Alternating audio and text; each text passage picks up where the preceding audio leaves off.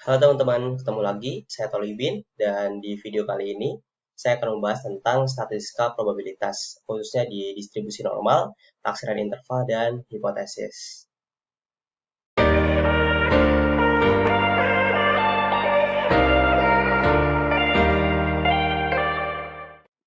Kita langsung ke materi pertama ya. Kita akan membahas apa itu distribusi normal. Jadi apa sih distribusi normal itu? Ini teman-teman bisa melihat ya ada sebuah gambar juga di sini. Jadi distribusi normal ini adalah sebuah distribusi probabilitas yang digambarkan dengan kurva lonceng simetris yang melandai di bagian tepi dan memuncak di bagian tengah. Melandai di bagian tepi dan memuncak di bagian tengah. Dengan penjelasan tersebut dapat kita analogikan jika kita mempunyai banyak data ya dalam suatu populasi dan kita tahu nih berapa nilai tengah atau min-nya, maka nilai tersebut akan ada pada kurva tengah paling atas dan data yang sedikit akan semakin menjauh dari mean atau dan kurvanya akan melandai. Maksudnya seperti apa? Jadi kalau misalkan kita udah tahu suatu data dalam suatu populasi ya, kita udah tahu min-nya, maka min-nya itu akan terletak di sini. Jadi min-nya itu akan terletak di kurva atas ini dan yang menjauh dari min, data yang menjauh dari min, maka dia akan melandai ke bawah. Yang ke sini negatif, yang ke sini positif, gitu ya. Oke, next kita akan bahas tentang taksiran interval. Taksiran interval ini juga dikenal sebagai selangkah kepercayaan. Jadi adalah sebuah metode statistik untuk memperkirakan nilai parameter populasi dengan tingkat kepercayaan tertentu. Interval ini biasanya disertai dengan nilai kepercayaan dan untuk hasil akhir dari perhitungannya biasanya berupa interval. Ini adalah contoh dari taksiran interval. Misal kita mempunyai data ya untuk tinggi badan di suatu kelas dengan jumlah siswanya itu adalah 10 orang dan rata-rata tingginya itu adalah 160 cm. Dengan simpangan bakunya adalah 10 serta untuk interval kepercayaannya adalah 95%. Jadi untuk interval kepercayaan ini udah ditentukan sebelumnya ya. Jadi untuk interval kepercayaannya adalah 90%, 95%.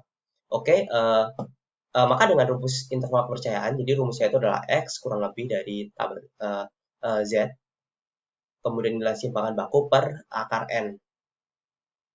Maka kita masukkan dari nilai ini, interval kepercayaannya itu adalah 160. 160 ini adalah rata-rata dari tinggi siswa, kemudian kurang lebih 1,96. 1,96 kita dapat dari Z ini. Z ini didapat dari tabel Z ya, atau skor Z. Ya, nanti bisa teman-teman lihat lebih lanjut di tabel, ada tabel Z-nya. Dan di angka 95% ini akan menghasilkan angka 1,96 ini. Kemudian simpangan bakunya 10 dan akar dari jumlah siswanya yaitu 100. Maka akan dapat nilai 160 kurang lebih 1,96. Maksudnya gimana? Jadi kesimpulannya ini adalah tinggi badan taksiran pada kelas tersebut adalah antara 158,4 cm sampai 161,9 cm. Angka ini didapat dari 160 ini dikurang 1,96 dan 160 ditambah 1,96 gitu ya. Lanjut kita akan membahas tentang hipotesis. Hipotesis ini adalah suatu pernyataan atau dugaan sementara yang bisa diuji dengan data untuk menentukan apakah benar atau salah. Di dalam statistik ada dua jenis hipotesis, yaitu hipotesis 0 atau H0 dan hipotesis alternatif atau H1.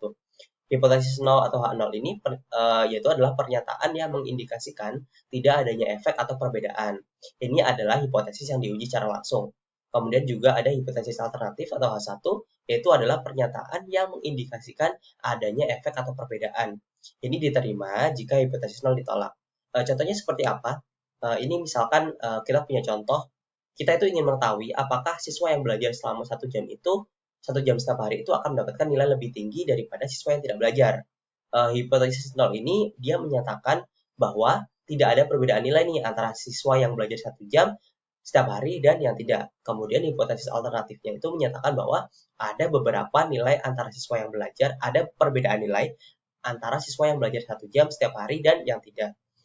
Kita bisa membandingkan ya, kalau misalkan sama data yang didapat itu, kalau misalkan nilai dari dua kelompok siswa itu, satu kelompok yang belajar 1 jam setiap hari itu, dan kelompok yang lagi tidak belajar sama sekali, kalau misalkan nilainya itu lebih bagus yang belajar 1 jam, maka kita bisa menolak hipotesis 0 dan menerima hipotesis alternatif. Begitu juga sebaliknya, kalau misalkan ternyata data yang menunjukkan bahwa siswa yang belajar 1 jam setiap hari itu tidak nilainya itu juga sama saja dengan yang sudah belajar gitu, maka kita akan terima hipotesis nol. Jadi hipotesis nol ini adalah yang menyatakan menyatakan tidak ada efek, dan hipotesis satunya itu yang menyatakan mengindikasikan adanya efek begitu. Oke, terima kasih.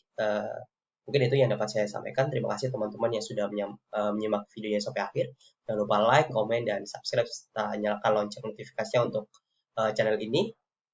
Saya Tolibin dan sampai bertemu di video-video berikutnya.